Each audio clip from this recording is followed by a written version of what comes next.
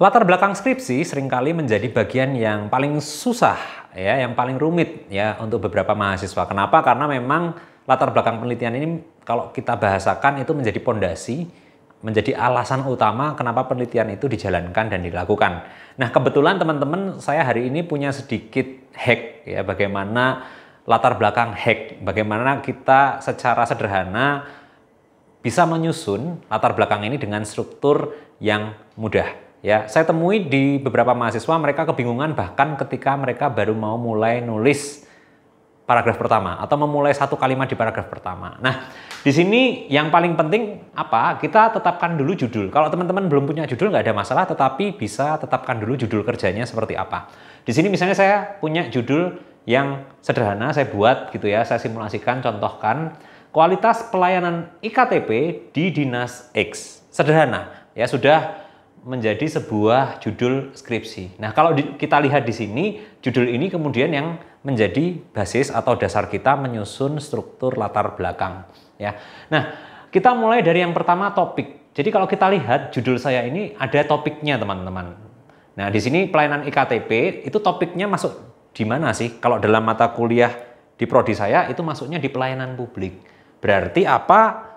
Latar belakang skripsi kita dimulai dari penjelasan mengenai pelayanan publik. Jadi di paragraf pertama itu bagi saya sudah saya tulis pelayanan publik itu apa pentingnya, urgensinya untuk dibahas apa, ya, perkembangannya seperti apa dan seterusnya. Jadi kita mulai dari pelayanan publik. Nah, kebetulan di sini pelayanan IKTP ini kalau kita lihat ini juga merupakan bagian dari pelayanan administrasi kependudukan. Jadi ada topik dan kemudian kita masuk ke subtopiknya, ya. Jadi topik yang lebih spesifik dari pelayanan publik di sini kebetulan kasusnya adalah pelayanan administrasi kependudukan. Jadi itu adalah subtopiknya. Jadi setelah saya menjelaskan apa itu pelayanan publik, apa pentingnya, urgensinya apa, dan seterusnya, saya masuk ke pelayanan administrasi kependudukan. Apa sih di antara berbagai jenis pelayanan publik, mengapa sih pelayanan administrasi kependudukan itu penting, ya, urgent dan dibutuhkan orang banyak, dan seterusnya. Ya. Nah, selain topik dan subtopik, ya, kalau kita lihat latar belakang itu biasanya mengerucut. Nah, ini kemudian mengerucut, tadi kita sudah berbicara topik, subtopik, kemudian kita berbicara kasusnya. Kasusnya apa? Pelayanan IKTP. Jadi kalau kita berbicara administrasi kependudukan, di sini ada pelayanan yang seharusnya sangat baik atau sangat prima karena dibutuhkan oleh semua orang. Ya, karena KTP ini misalnya menjadi basis atau dasar oleh orang-orang untuk bisa mengakses pelayanan publik yang lain misalnya dan seterusnya. Jadi kita lihat di sini kita jelaskan apa sih urgensi dari kasus yang kita angkat. Ya, kembali lagi topik, subtopik, kasus, dan kemudian kita masuk ke fokus dari penelitian kita. Kalau kita lihat di sini fokusnya apa? Kualitas pelayanan IKTP. Ya, akhirnya apa? Kita jelaskan kemudian pelayanan IKTP yang berkualitas itu seperti apa sih dan seterusnya.